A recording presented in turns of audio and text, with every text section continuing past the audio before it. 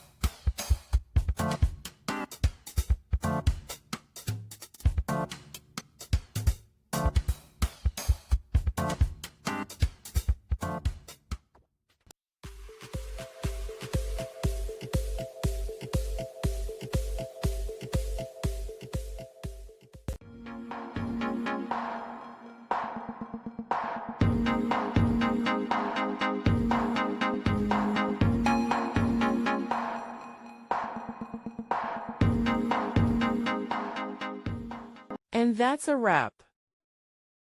I hope you found the answer you were looking for. If you did, take a second to hit that subscribe button. It really helps out.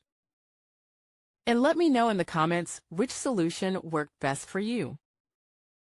See you next time in the debug zone.